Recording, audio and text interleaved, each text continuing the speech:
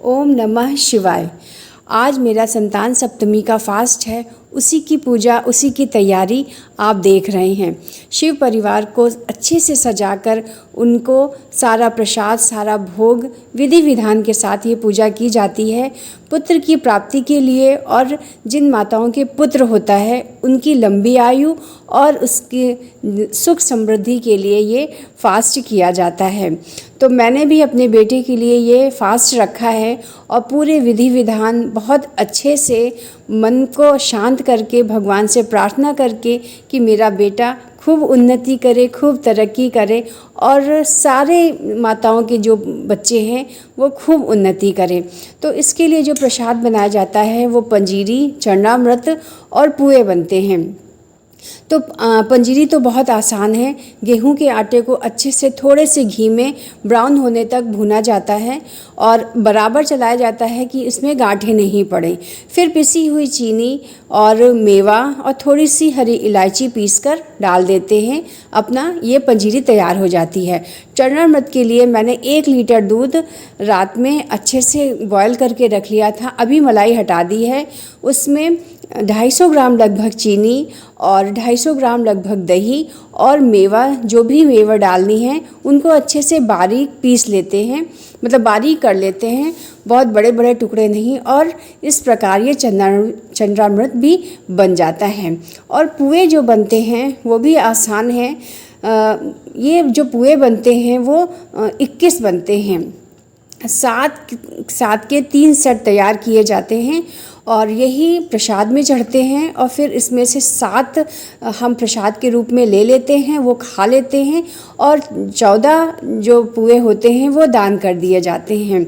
तो पुए भी गेहूं के आटे से ही मैंने चीनी मिलाकर थोड़ा सा मोअन डाल के मैंने तैयार कर लिए हैं। छोटे छोटे ही बनाए हैं क्योंकि प्रसाद के हैं ये। इस प्रकार ये 7 सेट तैयार कर लिए हैं। 2 लोग हम लोग पूजा कर रहे हैं, इसलिए ये 3 के 2 सेट तैयार कर लिए गए हैं। तो इस प्रकार मेरी प्रसाद का काम तैयार हो गया है। प्रसाद बन गया है। खाली चरणामृत में तुलसी दल डाल दिया है और थोड़ा सा और पंजीरी में भी तुलसी दल डाल दिया है क्योंकि इसके बगैर तो प्रसाद अधूरा है। थोड़ा सा गंगा जल डाला है और थोड़ा सा ही शहद डाला है। ये सब मिलाकर ही चरणामृत तैयार होता है और अच्छे से मिक्स कर लेंगे। और अगर पूजा में देर हो रही हो तो इसको चरणामृत को थोड़ी देर के लिए फ्रिज में रख देंगे क्योंकि बाहर खट्टा हो जाएगा। और अब शिव परिवार का आसन तैयार कर लेते हैं। आसन मैंने तैयार किया, नीचे चौकी बिछा दी है, ऊपर लाल कपड़ा बिछा दिया है और थोड़ा सा और सुंदर बनाने के लिए मैंने एक छोटा सा एक और कपड़ा बिछा दिया है। ये शिव परिवार इस तरह की कच्ची मिट्टी की मूर्ति मिलती है और इसी तरह की ही मूर्ति से पूजा की जाती है। इसमें शंकर, पार्वती, कार्तिकेय जी और गणेश जी विराजमान हैं और इसमें केले के पत्ते का मंडप तैयार किया जाता है। तो पहले तो मैं 4 पत्ते लेकर आती थी, चारों कोने में लगा के फिर मंडप तैयार करती थी। पर इस बार जिनसे लेकर आई थी उन्होंने एक आइडिया दिया कि एक ही पत्ते से मंडप बन सकता है। तो उनका आइडिया तो मुझे बहुत अच्छा लगा, पर ये टिक नहीं रहा था, एक पत्ता टिक नहीं रहा था। पर जो पहले 4 पत्ते बनाते थे उसमें भगवान दिखते नहीं थे। एक ये भी फ़ायदा हुआ। फिर मैंने दिमाग लगाया, 2 ग्लास लिए, उनमें पानी भरा। पहले तो इनको कलावा से दोनों पत्तों को, दोनों सिरों को जोड़ दिया था, मतलब बांध दिया था। फिर इसमें ग्लास भर के रख दिया तो ये टिक गया था। फिर अपना शिव परिवार रख दिया। अब ये पूरा प्रसाद मेरे सामने रखा हुआ है और माता रानी को पूरा सुहाग का सामान चढ़ाना है। ये चांदी का कड़ा होता है जो संतान सप्तमी का व्रत होता है और इसमें जो 7 लाइनें होती हैं, 4 एक तरफ होती है, बीच से ही खुला होता है और 3 दूसरी तरफ होती हैं।